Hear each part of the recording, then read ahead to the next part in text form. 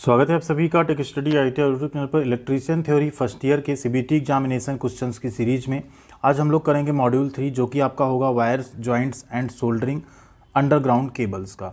ठीक है, ये आपका मॉड्यूल रहेगा। इसमें टोटल आपके 52 क्वेश्चन हैं निमी के, जिसमें एक पार्ट में हम लोग 25 एंड अगले पार्ट में हम लोग 27 क्वेश्चन को कवर करेंगे। तो ये आपकी होगी क्लास 3, जैसा आपने थंबनेल में भी देखा होगा। एंड अगर आप भी आईटीआई के एग्जाम्स की अच्छी तैयारी करना चाहते हैं तो आप चैनल पे जुड़ सकते हैं। साथ में फर्स्ट ईयर की जो प्लेलिस्ट मिल जाएगी उसको आप जरूर चेकआउट कीजिएगा। पूरी क्लास यहाँ पे अप्रॉक्स 18 से 20 क्लास के अंदर हम आपका पूरा electrician theory first year cover कराने वाले हैं। इसके अलावा आपको डिस्क्रिप्शन में एम्प्लॉयबिलिटी स्किल, वर्कशॉप कैलकुलेशन और ड्राइंग की भी प्लेलिस्ट मिल जाएगी।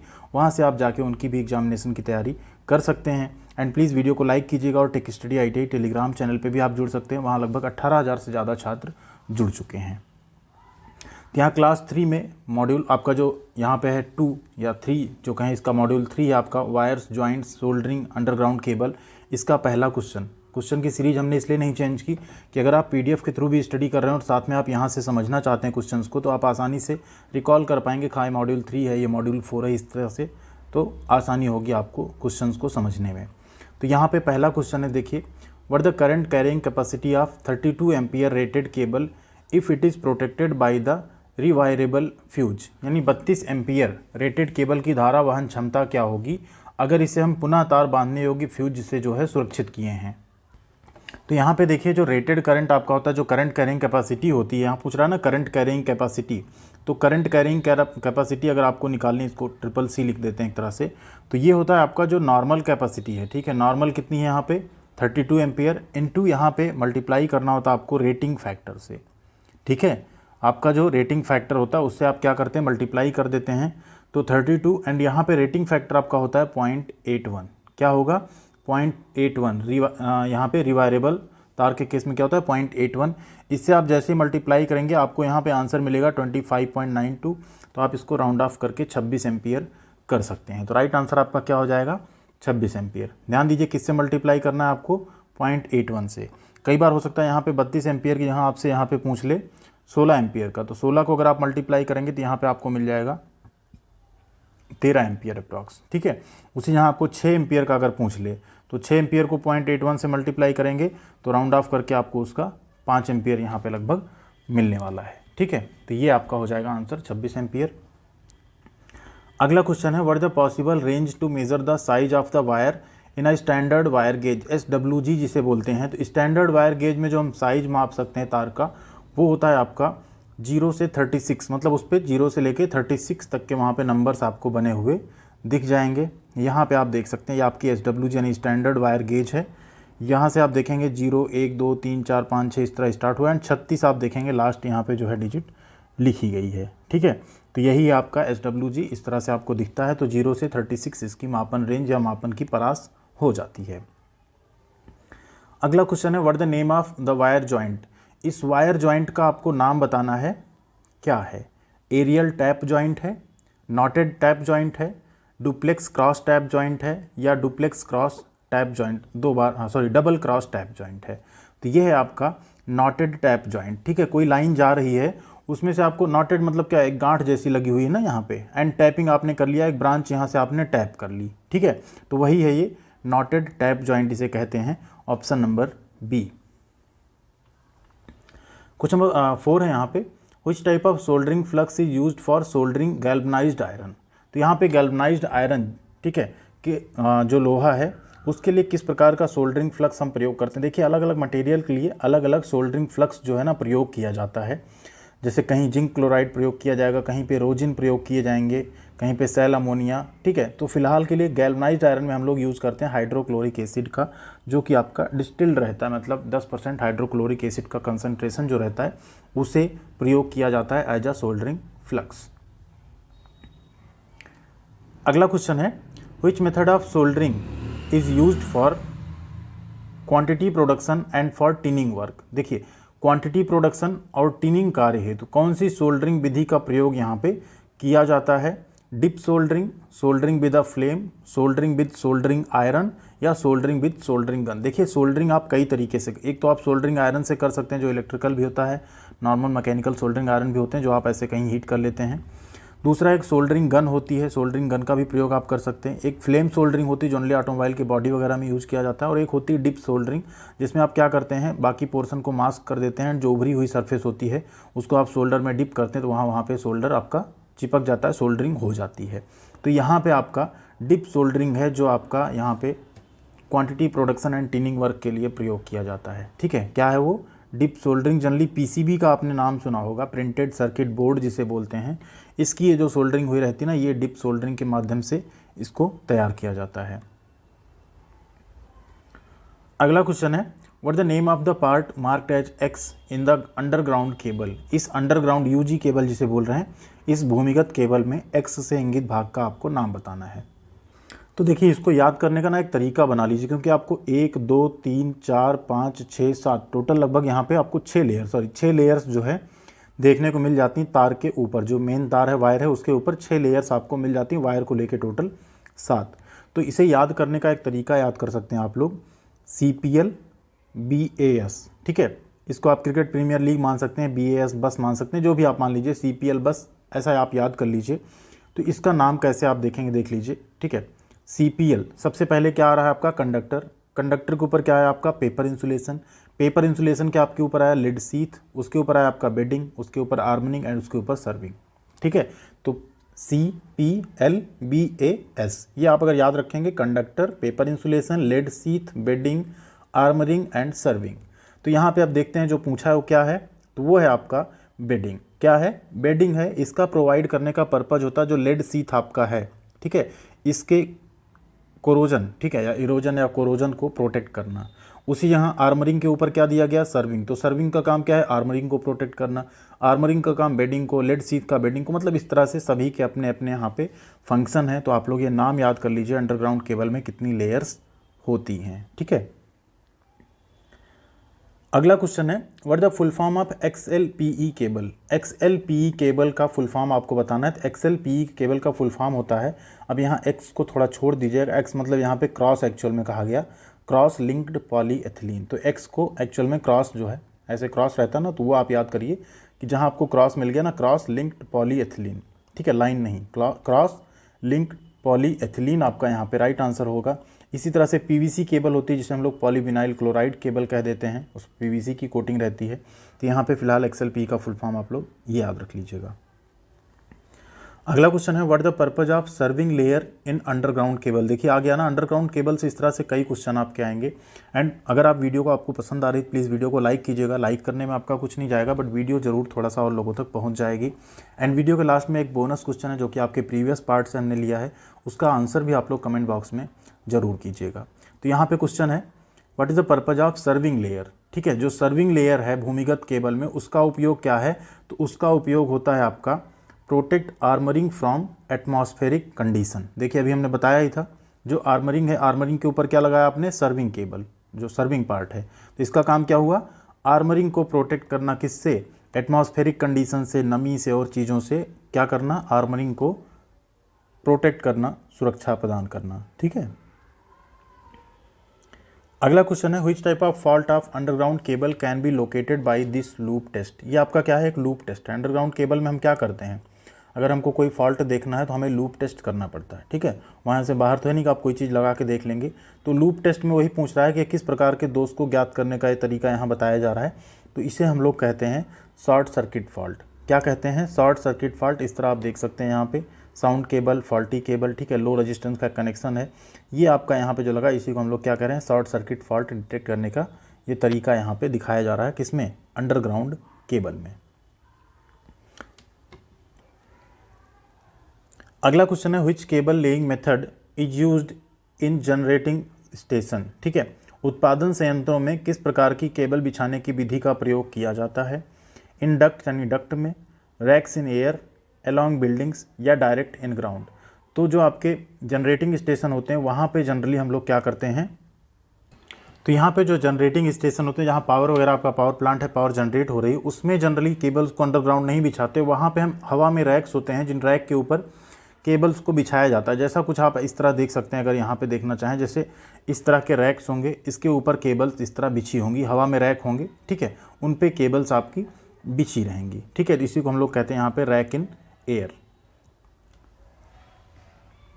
अगला क्वेश्चन यहाँ पे, how many electrons are there in the valence shell of a copper atom. एक तांबे के परमाणु का जो आबंध चक्र है उसमें कितने इलेक्ट्रॉन होते हैं, तो वैलेंस शेल में कॉपर के एक एटम होता है। कैसे होता है उसका एक बार यहाँ पे हम लोग देख लेते हैं फिगर भी। ये आपका कॉपर है, पहली कक्षा, ठीक है, देन सेकेंड, थर्ड, फोर्थ, इस तरह आप देखेंगे सभी में काउंट कर लीजिए, ठीक।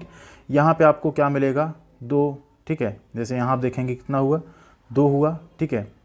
पहली कक्षा में कितने रहते हैं, 2 रहते हैं। फिर कितने आपको मिलेंगे, 8 मिलेंगे। 8 के बाद कितने मिलेंगे आपको यहाँ पे, 18 मिलेंगे। फिर यहाँ लास्ट में देखिए कितना है, 1 है। तो बैलेंस कक्ष में कितने इलेक्ट्रॉन हो गए आपके, 1 इलेक्ट्रॉन हो गया यहाँ पे। अगला क्वेश्चन यहाँ पे, what the effect of electric current on neon lamp. Neon lamp में विद्युत धारा का प्रभाव क्या कहलाता है। देखिए जो विद्युत धारा होती है ना, इसका सभी जितने भी आपके इंस्ट्रूमेंट्स हैं, इसके विद्युत धारा तो एक ऊर्जा हो गई, विद्युत ऊर्जा, उसको हम अलग अलग एनर्जी में कन्वर्ट करते हैं एंड उसका सब जगहों पे अलग अलग प्रभाव पड़ता है। आप हीटर में लगाते हैं, हीट मिलती है आपको, फैन में लगा देते हैं आपको मैकेनिकल एनर्जी, हवा मिलने लगती है, ठीक है।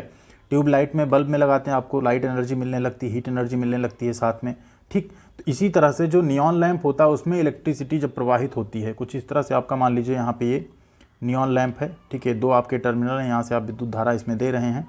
तो इसमें क्या होता है ना, ये जो यहाँ पे इलेक्ट्रॉन का जब प्रभाव होता है, सटे तो है नहीं, तो ये आपका आयनीकृत होता रहता है। जो इसमें गैस है ना, वो क्या होती है, आयनाइजेशन इफेक्ट होता है, आयनीकृत होने लगती है। राइट आंसर आपका option number D, gas ionisation effect, यानी गैस का आयनीकरण प्रभाव होता है विद्युत धारा प्रवाहित करने पे, किसमें, नियॉन लैंप में। अगला क्वेश्चन है, what the unit of insulation resistance. Insulation यानी कुचालक प्रतिरोध की इकाई। तो देखिए आप कंफ्यूज, रेजिस्टेंस मान के मत मानिएगा, ओम हो जाएगा आपका। यहाँ पे बात है इंसुलेशन रेजिस्टेंस की, तो इंसुलेशन रेजिस्टेंस की यूनिट होती है मेगा ओम, ठीक है। ओम जो होती है कंडक्टर्स होते हैं, जो चालक होते हैं, उनका भी थोड़ा सा अपना रेजिस्टेंस होता है, उसके लिए मेज़र करते हैं। बट इंसुलेटर कोई चीज़ है, मतलब समझना ना, उसका रेजिस्टेंस बहुत ज़्यादा है, तभी तो उसमें कोई चीज़ प्रवाहित नहीं हो रही, कोई धारा नहीं जा रही उसमें से। तो वो हम लोग यहाँ सबसे बड़ी यूनिट क्या है आपकी, मेगा ओम। इंसुलेटर का रेजिस्टेंस मेगा ओम में मेज़र किया जाता है।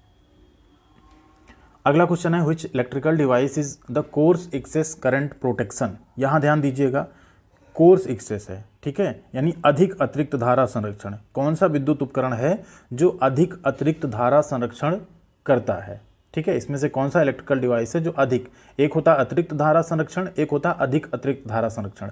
तो अधिक अतिरिक्त के केस में राइट आंसर होगा आपका रिवायरेबल फ्यूज। और इसके केस में आपका जो फैक्टर रहता है उसका कितना रहता है, हम लोग देखे थे ना पहले क्वेश्चन में ही, 0.81 जो रेटिंग फैक्टर होता है रिवायरेबल फ्यूज का। और जहां आपको अधिक अतिरिक्त धारा मिले वहां वो रेटिंग फैक्टर आपका 0.81 होता है। उसी जहां अगर सिर्फ अतिरिक्त धारा संरक्षण रहेगा तो 1 से ज़्यादा हो जाएगा। उसके बारे में अगर कोई सवाल आएगा तो ज़रूर हम लोग बात करेंगे। तो रिवायरेबल फ्यूज है यहाँ पे, रिवायरेबल फ्यूज या किटकैट फ्यूज जिसे कहते हैं, जो आप घरों में तार के तौर पे बांधे रहते हैं। अगला क्वेश्चन है, which type of joint is used for extending the length of conductor in overhead lines.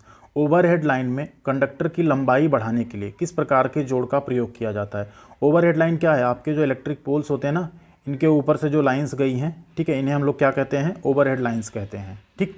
तो उनमें क्या करना, अगर कंडक्टर की लंबाई बढ़ानी है, तार ऐसे पूरा मान लीजिए यहाँ तक आपने जोड़ा, ये पोल था, अब इस पोल पे जाने तक यहाँ क्या हुआ, तार छोटा पड़ गया, तो इसे आप कैसे जोड़ेंगे, कौन से जोड़ का प्रयोग करेंगे। तो यहाँ पे हम लोग प्रयोग करते हैं आपका वेस्टर्न यूनियन जॉइंट, सबसे ज़्यादा पॉपुलर जॉइंट है, इसी का प्रयोग यहाँ पे किया जाता है। देखेंगे कुछ इस तरह से प्रयोग किया जाता है। ये आपका एक कंडक्टर था, ठीक है, एंड दूसरे वाले को जो आप जोड़ेंगे कुछ इस तरह से जोड़ते हुए फिर आगे बढ़ा लेंगे, ठीक है। क्या है ये, वेस्टर्न यूनियन जॉइंट, लंबाई बढ़ाने के लिए। अगला क्वेश्चन है, which type of soldering flux is used for soldering aluminium conductors. Aluminium conductors को सोल्डर करने के लिए किस प्रकार के सोल्डरिंग फ्लक्स का प्रयोग करेंगे। तो एल्यूमिनियम के कंडक्टर्स को सोल्डर करने के लिए जनरली हम लोग कैरोलाइट, या यहाँ पे आपको मिलेगा करअलाइट, इसका कुछ स्पेशल नाम यही है, कैरोलाइट या करअलाइट आप कह सकते हैं। तो यहाँ पे कुछ खास एक्सप्लेनेशन इसके बारे में नहीं है फिलहाल, तो ये आप याद रख लीजिए, कैरोलाइट या करअलाइट, इस तरह के आपको ऑप्शंस जो हैं मिल सकते हैं। अगला क्वेश्चन है 17 नंबर, what the effect on molten solder due to repeated melting. पिघले हुए सोल्डर को अगर हम बार बार पिघलाएं तो उससे क्या प्रभाव पड़ेगा। देखिए जो सोल्डर एक बार पिघल गया, ये सोल्डरिंग वायर था आपका, इसको आपने पिघला दिया, ये पिघल के इतना हो गया। अब आप इसको अगर बार बार पिघलाएंगे तो इसका जो टिन कंटेंट है ना वो जल जल के रिड्यूस हो जाएगा। क्या हो जाएगा, टिन कंटेंट रिड्यूस, जो टिन वाला भाग है ना वो क्या हो जाएगा, कम हो जाएगा अगर आप पिघले शोल्डर को बार बार पिघलाएंगे, तो इसलिए उसमें कोई मजबूती भी नहीं आती है, इसलिए उसे पिघला के बाहर कर दिया जाता है, फिर नया शोल्डर यूज किया जाता है। क्योंकि आपको पता है ना सोल्डरिंग क्या है, शोल्डर क्या है, एक एलॉय है टिन एंड लेड का, प्लस उसमें कुछ सिल्वर भी मिला देते हैं, इस तरह से एक क्या है, मिश्र धातु है वो, ठीक है। अगला क्वेश्चन यहाँ पे, what will happen to PVC insulation in cable carries excess current continuously for long period. यानी केबल में आप पीवीसी कुचालक आपका लगा हुआ है और अगर अत्यधिक धारा लंबे समय तक बहती रहे तो उस पर क्या असर होगा। जैसे आपका ये वायर है मान लीजिए, ठीक है, ये आपके तार होते हैं, इसके ऊपर आपने देखा क्या पीवीसी की एक कुचालक, एक इंसुलेशन लेयर चढ़ी होती है।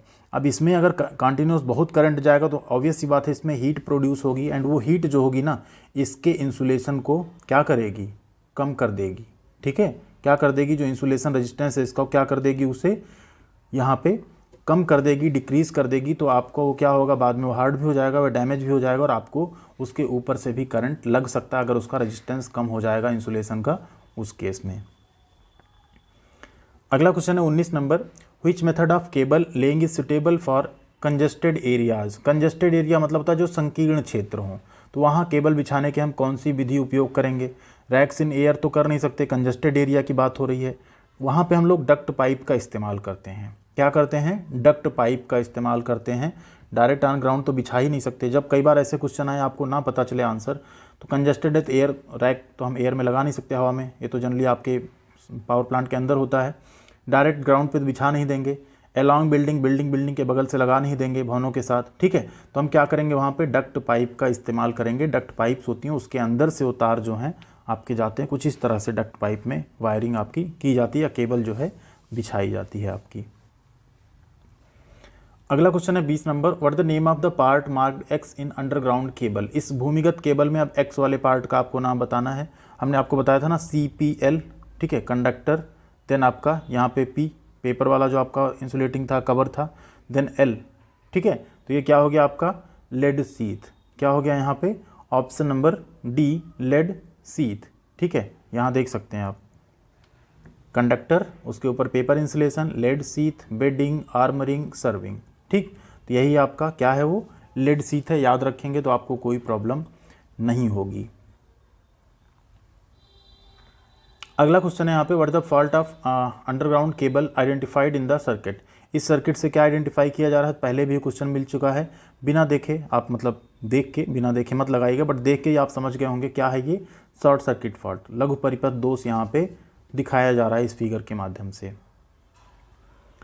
अगला क्वेश्चन है, which part of the underground cable is protecting the metallic sheath against corrosion. देखिए अब यहाँ पे फिर से जो लेड सीथ के ऊपर का पोर्शन था बेडिंग, वही आपका क्या करेगा, मेटेलिक सीथ या लेड सीथ को प्रोटेक्ट करेगा, किससे, कोरोजन से, क्षरण से, ठीक है। तो राइट आंसर क्या हो जाएगा आपका बेडिंग। फिर से यहाँ पे हम आपको दिखा दें, सीथ है, इसके ऊपर क्या है, बेडिंग, ये इसको प्रोटेक्ट कर रही है, ठीक है। तो राइट आंसर क्या हो गया आपका बेडिंग। अगला क्वेश्चन है, why the soldering iron must be kept in to a stand that not in use while soldering. Soldering iron को उपयोग ना करने के समय हम स्टैंड में क्यों रखते हैं। जैसे आप इलेक्ट्रिक आयरन होता है, कपड़ा प्रेस करने के बाद आप उसको, जो भी आपने कपड़ा बिछाया टेबल पे या बेड पे, जिस पे भी आप कर रहे हैं, उस पर तो नहीं रख देते हैं, उसे क्या करते हैं, ऐसे स्टैंड पोजीशन में रखते हैं या आयरन स्टैंड पे रखते हैं। तो सेम सोल्डरिंग स्टैंड भी होता है जिस पे हम सोल्डर को रखते हैं, जिससे कि क्या कर सकें, हम आग लगने से और किसी चीज़ को जलने से बचा सकें। क्या होगा, it prevents Burns and fire, ये जलने और आग को क्या करेगा, रोकेगा। कुछ इस तरह से होता है आपका सोल्डरिंग स्टैंड। इसमें आप क्या करते हैं, सोल्डर को इस तरह से रख देते हैं, तो ये किसी सरफेस को और टच नहीं करता है।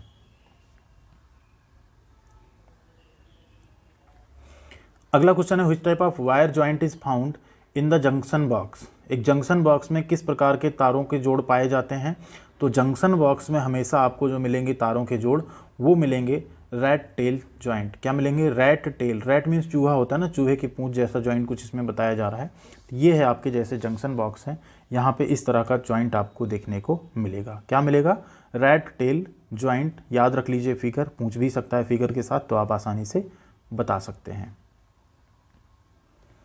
क्वेश्चन नंबर नेक्स्ट है, what the name of the joint. इस जॉइंट का आपको नाम बताना है। तो ये जॉइंट भी काफ़ी पॉपुलर जॉइंट है, ये है आपका मैरिड जॉइंट। क्या है, मैरिड जॉइंट इसे बोलते हैं, ठीक है। वेस्टर्न यूनियन जॉइंट तो पीछे हम लोगों ने बात की ही थी, जहाँ पे हाँ जोड़ना था, ठीक है। तो ये है आपका फिलहाल के लिए मैरिड जॉइंट, ठीक है। ये 25 क्वेश्चन हो गए आपके।